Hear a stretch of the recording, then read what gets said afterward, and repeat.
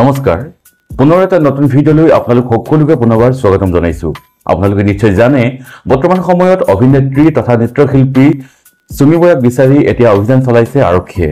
প্ৰবঞ্চক বিশাল ফুকনৰ পাছতেই এইবাৰ সুমি বৰাক বিচাৰি আৰক্ষীয়ে আৰম্ভ কৰিছে অভিযান। বিশাল ফুকনক চলোৱা 4 ঘণ্টা জেৰাৰ পাছতেই এইবাৰ নৃত্যশিল্পী সুমি বৰাক বিচাৰি আৰক্ষীয়ে চলাইছে অভিযান। কিন্তু এই পৰ্যন্ত সুমি বৰাৰ কোনো সন্ধান পোৱা নাই আৰক্ষীয়ে। উল্লেখ কৰা মতে প্ৰবঞ্চক বিশাল ফুকনৰ ডিব্ৰুগড়ৰ বাসগৃহত কালি আৰক্ষীয়ে চলাইছিল অভিযান। তাৰ পাছতেই বিশাল আৰু তেওঁৰ সহযোগীক আটক কৰি আৰক্ষীয়ে জেৰা চলাইছিল।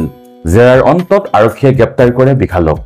এই জেৰাত কি তথ্য প্ৰকাশ পাইছে সেয়া আৰক্ষীয়ে বৰ্তমানলৈকে খুলি কোৱা নাই যদিও অভিনেত্ৰী তথা নৃত্যশিল্পী সুমি বৰাৰ বিৰুদ্ধে বহু অভিযোগ উত্থাপন হৈছে। সুমিয়ে ভাতৃ বনাই লৈছিল বিশালক। ৰাজস্থানৰ উদয়পুৰত হোৱা সুমিৰ ডেষ্টিনেশ্যন ৱেডিঙৰ সকলো খৰচ বহন কৰিছিল বিশালে। এই বিয়াখনত বিশালে প্ৰায় 1 কোটি টকা খৰচ কৰিছিল। বিশাল নামৰ 22 বছৰীয়া প্ৰবঞ্চকটোৱে বিনিয়োগকাৰীক অধিক ধন লাভৰ আশা দেখুৱাই প্ৰবঞ্চনাৰ জালত পেলাইছিল। সেই জালত পৰি শ মানুহে ধন বিনিয়োগ কৰিছিল। জানিব পৰা মতে বিশাল ফুকন বৰ্তমান সময়ত কেইবা হাজাৰ টকাৰ মালিক। বিশালে 4টাকৈ কোম্পানী খুলিছিল। ইয়াৰে ক্ৰিচেলিয়া ফাৰ্মাচিউটিকেল কোম্পানীৰ বিশালে 5 মাৰ্চত পঞ্জীয়ন কৰিছিল। এই কোম্পানীটোত আছিল 3 গৰাকীকৈ সঞ্চালক।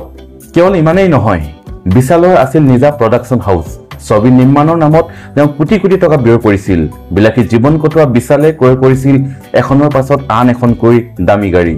সঘনাই স্কাই ডাইভিঙত যোৱা বিশালে কেৱল নিজৰ লগতে ধন খৰচ নকৰি বন্ধু পৰিয়ালৰ আদিৰ ওপৰতো টকা খৰচ কৰিছিল।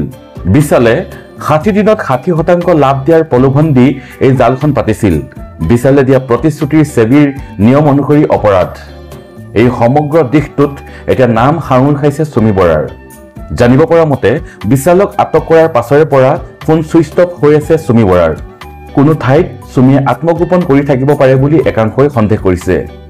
উল্লেখযোগ্য যে দিছপুৰ আৰক্ষীয়ে প্ৰবঞ্চনাৰ অভিযোগত স্বপ্ননীল দাস নামৰ এজনকো গুৱাহাটীৰ পৰা আটক কৰিছে। এই যুৱকজনেও অধিক ধন লাভৰ আশা দেখুৱাই মানুহৰ পৰা লাখ লাখ টকা লুটিছিল। বৰ্তমান এই যুৱকজনৰো জেৰা আৰক্ষীয়ে চলাই আছে। আৰক্ষীয়ে যুৱকজনৰ পৰা কোটি টকীয়া 2খনকৈ বাহন জব্দ কৰাৰ লগতে বহু নথি পত্ৰও জব্দ কৰিছে। গতিকে আৰক্ষীৰ তদন্তত পোহৰলৈ আহিব এই প্ৰবঞ্চনাৰ জালত আৰু কোন কোন জড়িত হৈ আছে।